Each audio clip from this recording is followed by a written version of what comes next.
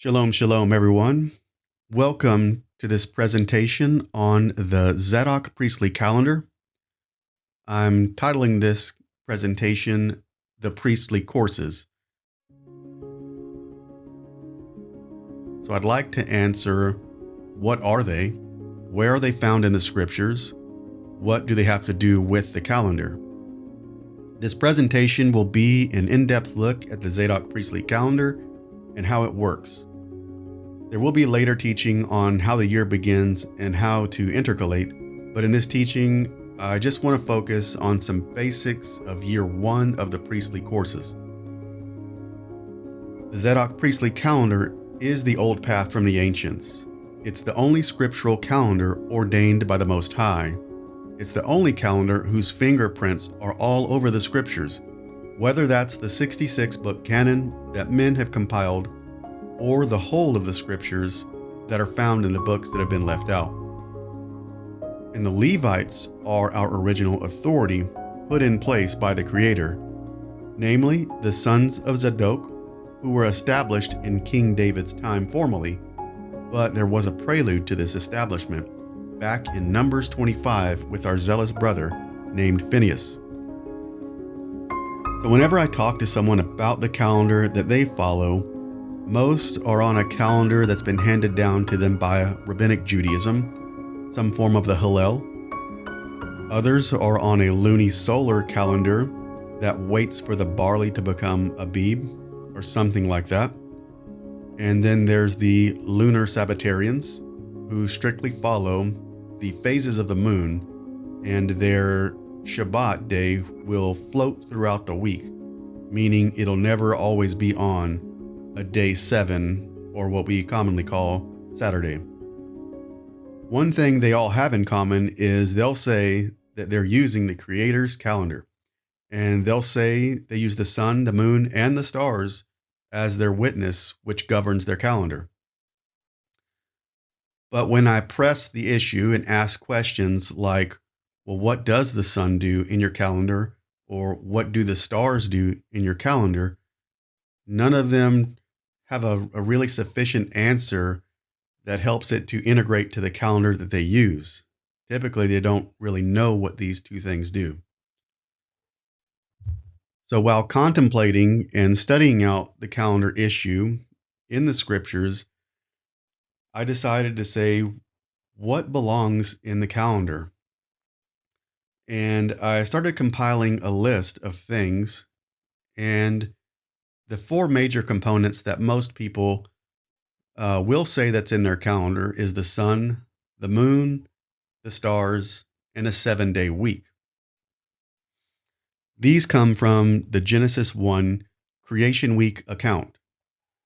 Now in Genesis 1:16, the sun is called the greater luminary. I believe that this is a scriptural witness to the sun's primary role in the calendar. And that's why the sun should have preeminence over the calendar.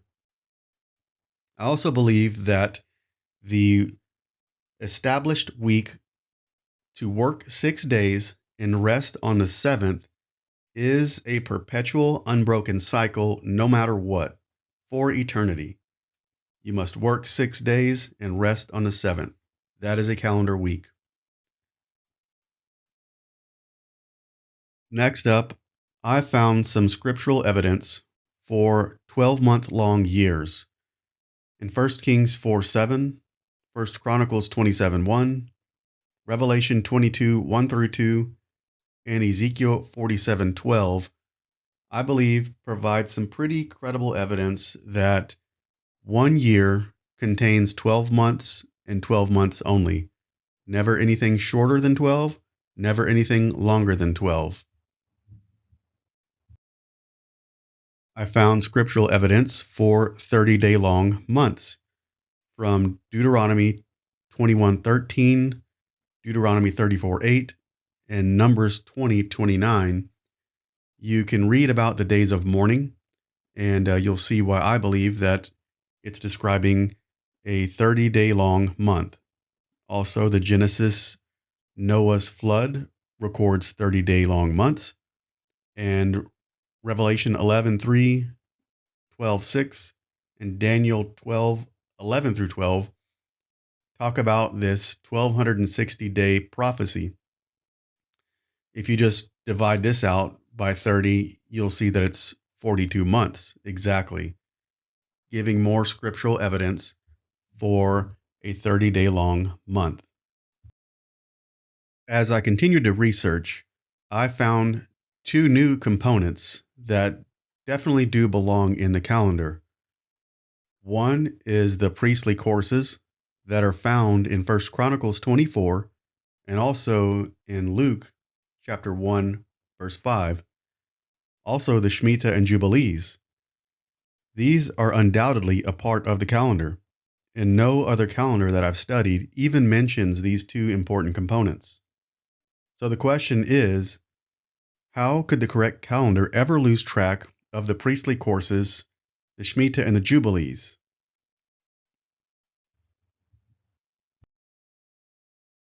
And another question that I'd like to ask is, does your calendar that you observe have all of these components? So let us answer, what are the priestly courses and where are they found in the scriptures? In 1 Chronicles chapter 24, King David, under the inspiration of the Ruach HaKodesh, with Zadok of the sons of Eleazar and Ahimelech of the sons of Ithamar, divided them according to their offices for their ministry. 1 Chronicles 24 verse 5 reads, "Thus they were divided by lot, the one as the other, for they were officers of the sanctuary and officers of Elohim, both from the descendants of Eleazar and the descendants of Ithamar. Shemaiah, the son of Nathaniel, the scribe, from the Levites, recorded them in the presence of the king. The princes, Zadok the priest, Ahimelech the son of Abiathar, and the heads of the fathers' households of the priests of the Levites, one father's household taken for Eleazar, and one taken for Ithamar." Now, as you can see, we have a list of the families here, listed 1 through 24. These are the priestly courses. So if we continue reading down to verse 19, we'll see these were their offices for their ministry when they came into the house of Yahweh, according to the ordinance given to them through Aaron their father, just as Yahweh Elohim of Israel had commanded him. A key phrase in this verse comes at the end where it says, just as Yahweh Elohim of Israel had commanded him. So, for me, this is clearly a commandment. These priests do belong in their rightful order in the calendar. Now, a couple of questions we should be asking are, who took these priestly families out of the calendar? When did they do it? And why? We also have further evidence of these priestly courses in Luke chapter 1. In Luke chapter 1, 5 through 6 and 8 through 9, we read, "In the days of Herod, king of Judea, there was a priest named Zacharias of the division of Abia, and he had a wife from the daughters of Aaron, and her name was Elizabeth. They were both righteous in the sight of Elohim, walking blameless in all the commandments and requirements of Yahweh. Now it happened that while he was performing his priestly service before Elohim in the appointed order of his division, according to the custom of the priestly office, he was chosen by lot to enter the temple of Yahweh to burn incense." As we can see, these priestly families were established in King David's era up to the days of Messiah. It's like an echo from the past. These priests served at the temple week by week, month by month, and year by year in a never-ending cycle to perform their duties. Now, let's get into what the Dead Sea Scrolls have to say about these priestly courses. The Dead Sea Scrolls have revealed to us the priest's position in the calendar throughout the years. Scrolls like 4Q319 represent a calendrical system based on the weekly rotation of the 24 priestly courses during a 6-year period, and constructed into 6 consecutive jubilees, i.e., 294 years. They contain the so-called ot, or signs of the moon. The sign, which reoccurs in every 3 years, probably identifies the years in which the shorter lunar year of 354 days is supplemented by means of the intercalation of an extra month of 30 days, to equal the length of 3 solar years of 364 days each. Paleographically, the manuscript is dated to the first half of the 1st century BCE. This comes from the Giza Vermes edition of the Complete Dead Sea Scrolls in English Revised. So, again, we do have evidence of these priestly courses, and in this case, it comes from an ancient manuscript. It's like these courses, these priestly families, have been resurrected from the dust of the earth. Before I go into what the scrolls say, I want to get you familiar with what ot means. The word ot is a feminine noun and was first used in the Bible in the plural form, meaning a sign, a mark, a letter. Strong's lexicon says the definition is sign, token, mark, miracle. The word origin is derived from a primitive root in Hebrew related to the concept of appearing or coming forth. The first scriptural uses can be found in Genesis 1:14, Genesis 9:13, and Exodus 31:13. They read, "Then Elohim said, 'Let there be lights in the expanse of the heavens, to separate the day from the night, and let them be for signs and for seasons, for days and years.'" Genesis 9:13, "I set my bow in the cloud, and it shall be for a sign of a covenant between me and the earth." And Exodus 31:13, "But as for you, speak to the sons of Israel, saying, 'You shall surely observe my Sabbaths, for this is a sign between me and you throughout your generations, that you may know that I am Yahweh who sanctifies you.'" I also would like for you to become familiar with the Hebrew word duk. So here is the Hebrew word duk. And all I really want you to know is that the word does exist in the scrolls. There's a debate on what it means as far as full moon, new moon, and I've even seen a document that calls it an eclipse. I'll let you come to your own conclusions as you research this topic on your own, but it does seem clear that it has something to do with the moon. Please study this out, and we would love to see and hear what conclusions you've come to as well. So I've highlighted it here for you to see that it's in the scrolls. What I'm going to do now is to try and pinpoint the calendar scroll fragments to the beginning of the year. So using a blank calendar template, I'll plug in the information found in the Dead Sea Scrolls. 4Q319 reads, "Its light on the 4th day of the week, the creation, in the 4th day, Gamul, the sign," there's that word ot, "of Shechaniah in the 4th year, the sign of Gamul in the year of release." 4Q320, fragment 1, reads, "To become visible from the east and shine in the center of the sky at the base of the vault from evening to morning on the 4th day, i.e. Wednesday, of the week of the sons of Gamul in the 1st month of the 1st year." So what shines from evening to morning? We also have a fragment that reads, "To show it from the east, and to cause it to shine in the middle of heaven, in the foundation of the creation, from evening till morning." There is full moon, and that's where we see this word duk.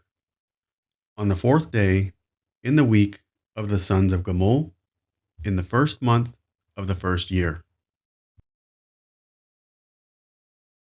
With these scroll fragments visible in front of us, some patterns are becoming self-evident, and we're starting to get some coordinates that we can plot on a blank calendar. Number 1 is going to be the 4th day of the week.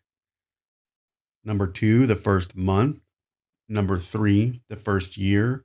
And number 4, Gamul is in service. All of us who observe the Zadok Priestly Calendar agree that the week must start on day 4 of the week, as this corresponds to the Genesis 1 creation week account. We see that the heavenly luminaries were created and put in the sky to separate the day from the night, to be for signs and for seasons and for days and years.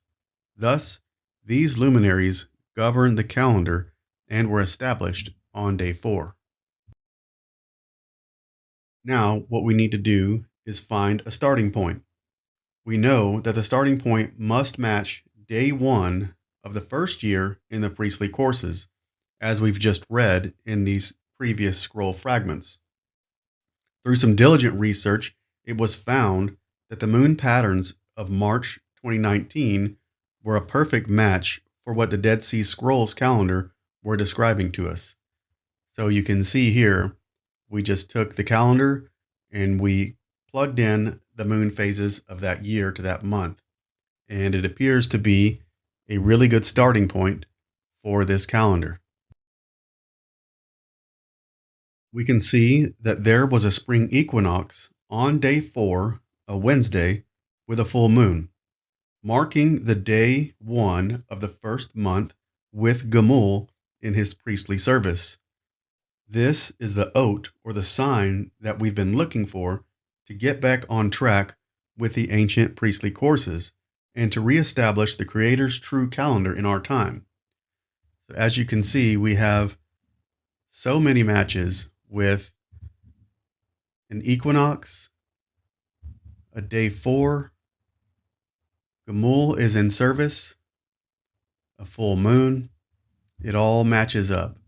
So we have 4 witnesses that are just direct bullseye hits on day 4, March 2019. It's like the old Robin Hood trick where you shoot a bullseye with an arrow and then you split that arrow. Well, this is the Robin Hood trick times 4. It's pretty astonishing.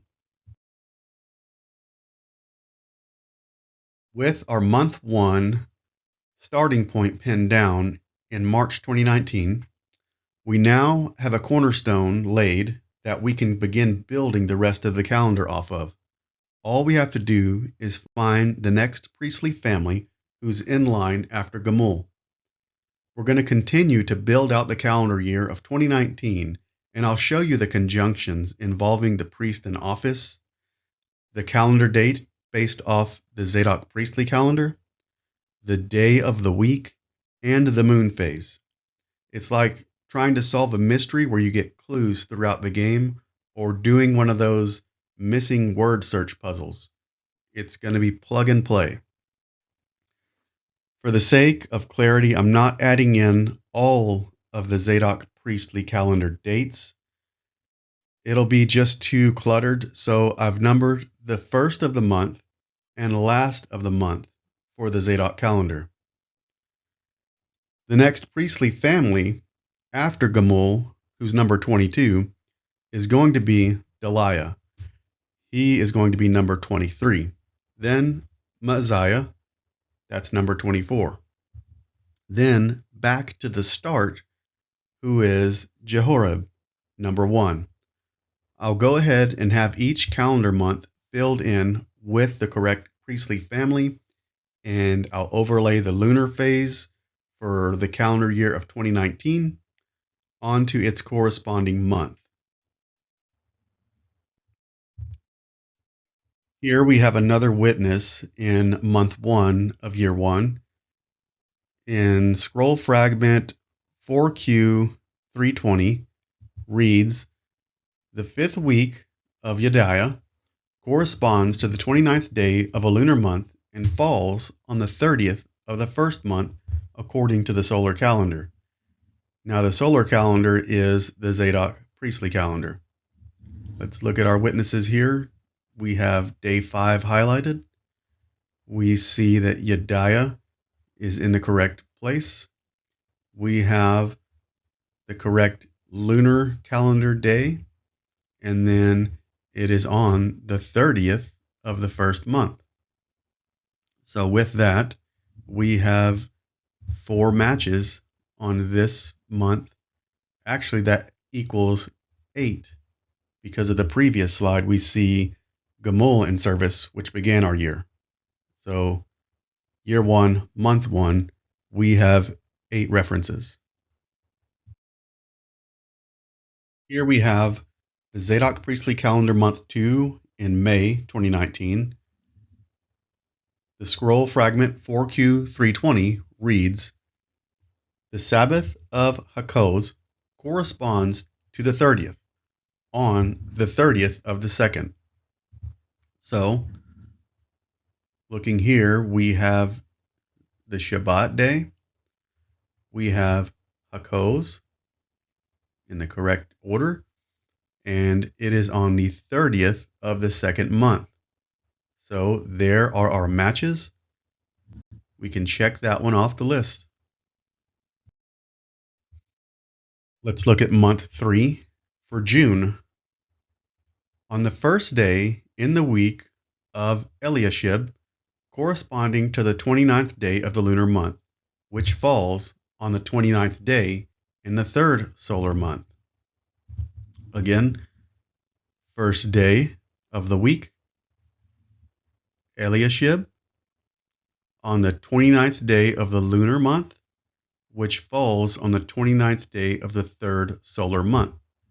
So here I've put the 31st of the third month, and we just have to count backwards, 30, 29. Again, we have ourselves 4 matches for month number 3. Zadok calendar month 4 for July 2019. We're going to read in 4Q320, "On the 3rd day in the week of Bilgah, corresponding to the 30th day of the lunar month, which falls on the 28th day in the 4th solar month." So again, we'll just check out our coordinates, see if they're correct.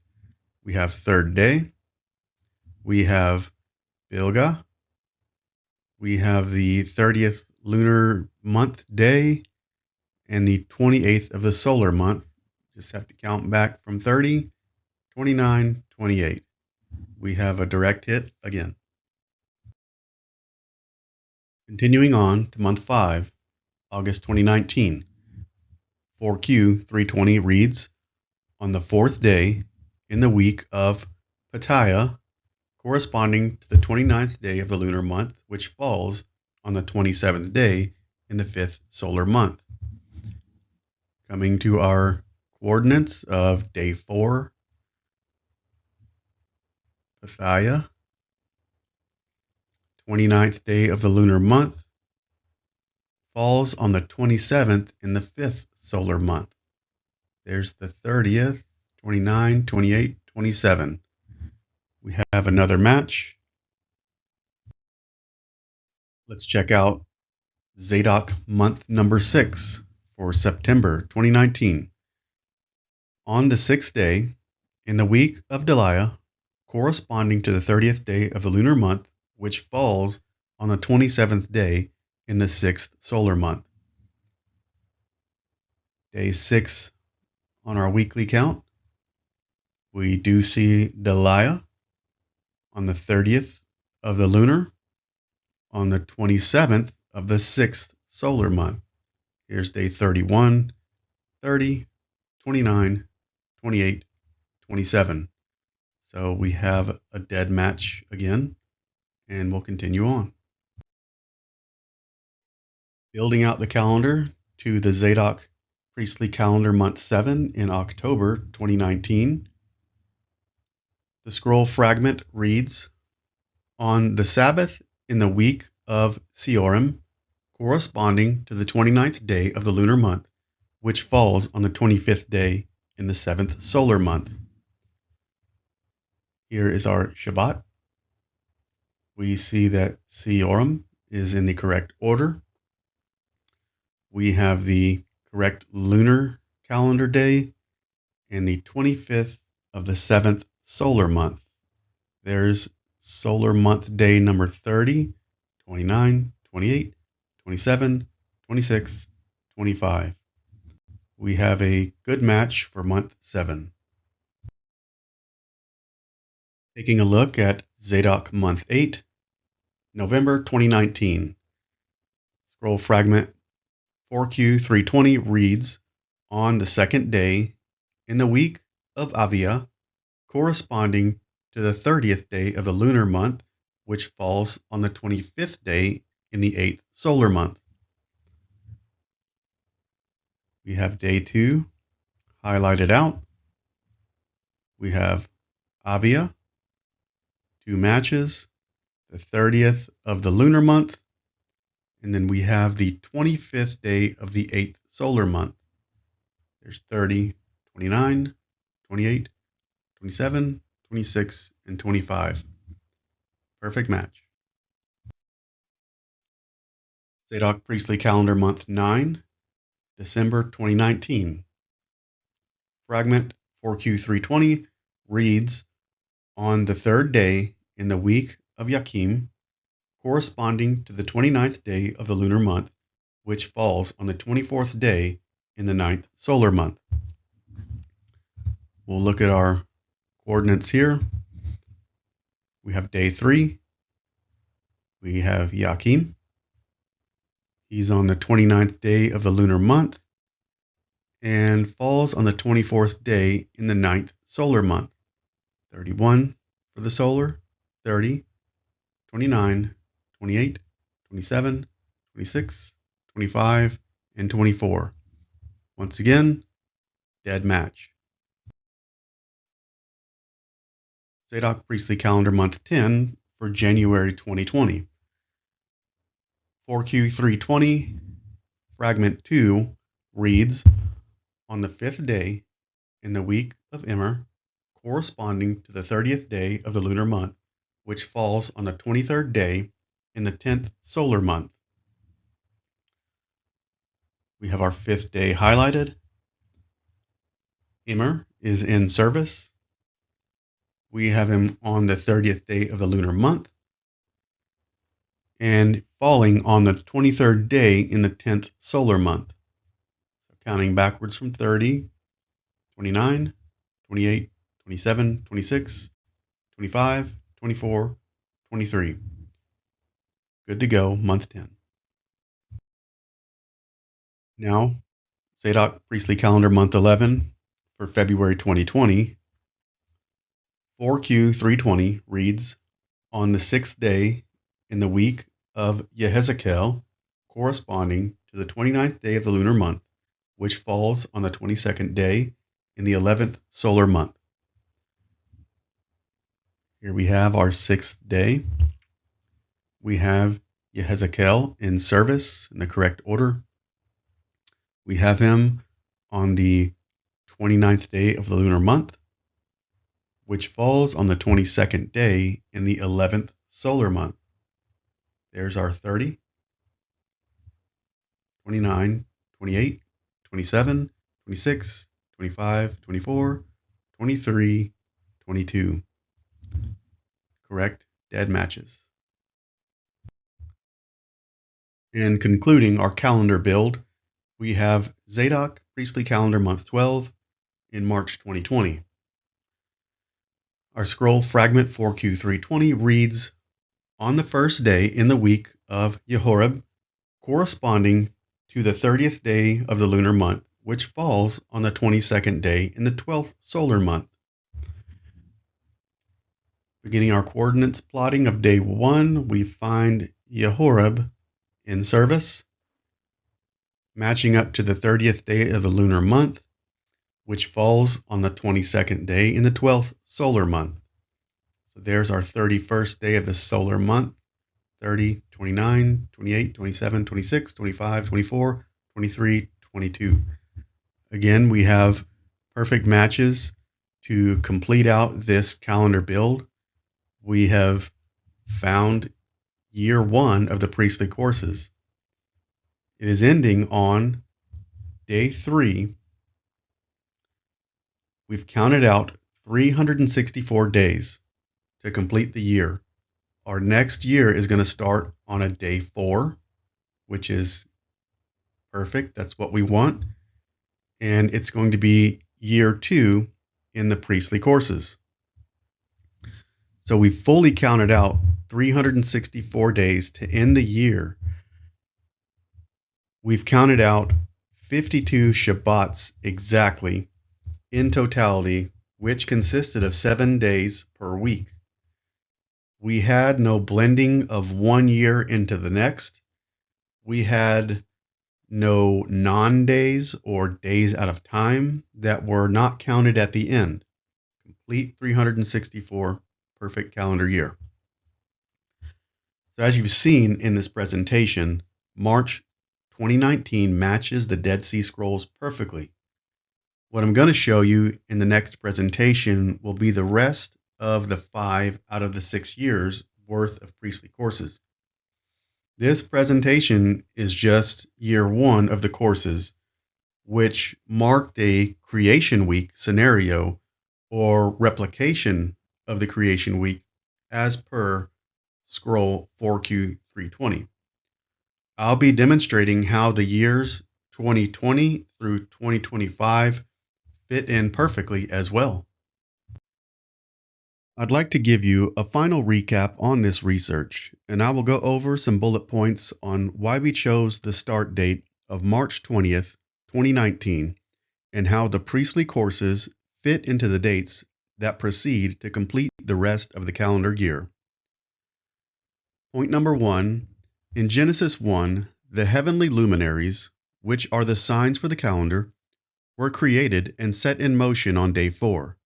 That is why the calendar must begin on day 4, Wednesday. Also, the sun, being referred to as the greater luminary, gives it preeminence and leadership status over the calendrical luminaries, not the moon or the stars. Point 2. I strongly believe that the moon was created in the full moon phase, and not only was it full, but it was most likely in the state of what we refer to as a supermoon. Point number 3, the Dead Sea Scrolls, like 4Q319, 4Q320, are a strong witness to point number 2. They read, on the 4th day of the week, its light on the 4th day of the week of the creation, in the week of Gamul, the sign of Gamul, in the year of release, i.e. the first sabbatical year. Also, to show it from the east, and to cause it to shine in the middle of heaven, in the foundation of the creation, from evening till morning, there is full moon. Point number 4. Using the starting point given in the above-mentioned Dead Sea Scrolls, we started the calendar on day 4 with an equinox, Gamul in service that week, with the oat or sign of a full moon, which mimics the original creation week scenario. Point number 5. We then simply follow the order of the priestly courses given in 1 Chronicles 24 and installed the next priestly family after Gamul, number 22, serves 1 week, which was Deliah, number 23. After Deliah serves for 1 week, the family of Maaziah, number 24, comes in to serve 1 week. And then the order starts over again with number 1, Yehoreb. Point number 6, this 1 priest, 1 week pattern is a perpetual cycle for eternity, and our calendar now has the sun, moon, stars, and priestly courses in the correct order. As I conclude the presentation, I would like to just go over some notes that are very complementary to this calendar system and the priestly courses. So, this is the beginning of another 294-year cycle where the priestly courses will count out 6 years and then start over with year 1, while also operating within the 7-year Shemitah and the Jubilee cycles. But do keep in mind that the priestly courses operate independently, so it's like a wheel within a wheel. Does that remind you of Ezekiel? Both of these cycles take 294 years to line up. So 294 years divided by 6, that's the priestly courses, equals 49. And 294 divided by 7 equals 42. Both numbers, 42 and 49, are divisible by 7. Both numbers have prophetic implications. What you'll find out, like we did, is the priests never intercalated within the 6 years of the courses, meaning from year 1 to year 6, not even one day was intercalated. The last presentation will be about how intercalation was accomplished and should be accomplished. And we give all the thanks, the credit, and the glory to the Father, Creator, Most High Elohim, and our High Priest and King, Messiah and Brother, and 3, the research efforts of Miss Gina Sparks and Sarah Davis. I pray that this presentation has blessed you. Shalom.